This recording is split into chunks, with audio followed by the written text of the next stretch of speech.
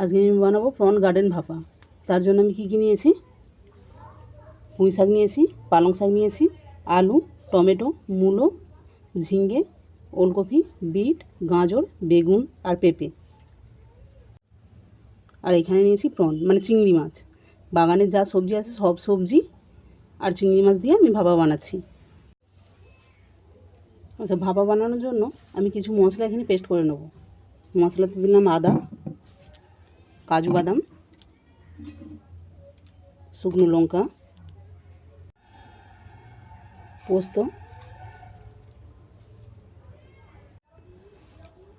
নারকেল কোড়া আর অল্প করে জল।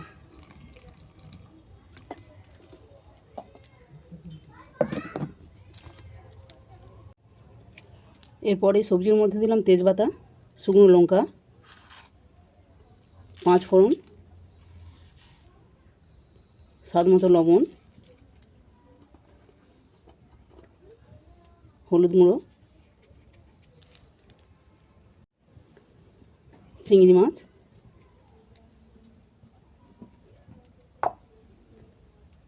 আর যে মশলাটা আমি পেস্ট করে নিয়েছিলাম ওটাকে দিয়ে দিলাম।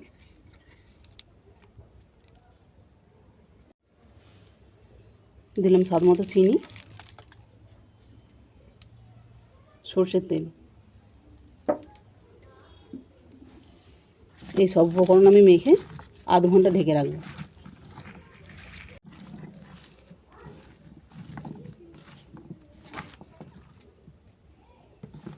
দেখো, সব উপকরণ আমার ভালো করে মাখা হয়ে গেছে। এটাকে আমি আধ ঘন্টার জন্য ঢেকে রাখলাম।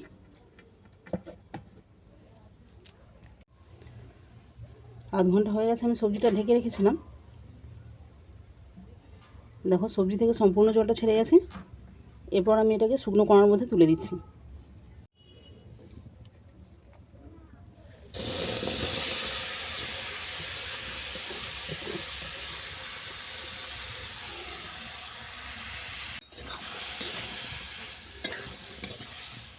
সবজিটাকে নেড়েছে আমি 7 মিনিটের জন্য ঢেকে দিলাম।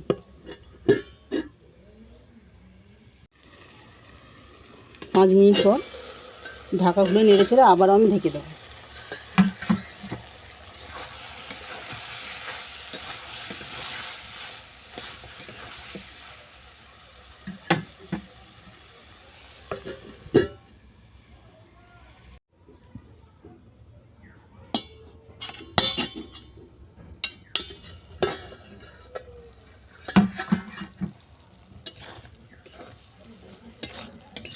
দেখো, সবজিগুলো আমার প্রায় সেদ্ধ হয়ে এসছে। আবার আমি কিছুক্ষণের জন্য এটাকে ঢেকে দেবো।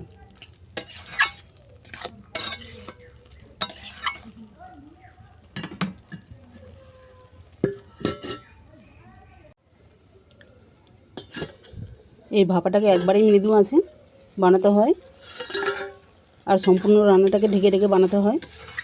আমি এর আগেও একটা ভাপা বানিয়েছি, ওখানে আমি বলে দিয়েছি কীভাবে ভাপা বানাতে হয়। দেখো, ভাপা আমার একবারেই রেডি। এরপর দিলাম অল্প করে ঘি,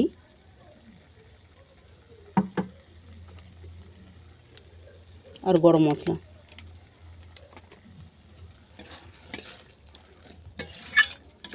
দিয়ে এটাকে আমি 5 মিনিট নেড়ে ছেড়ে নামিয়ে নেব।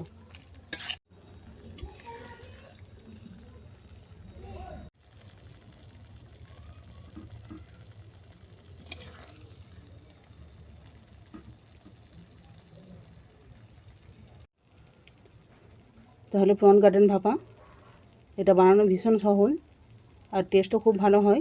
এইভাবে তোমরা বানাও, বানিয়ে আমাকে জানাও তোমাদের কেমন লেগেছে।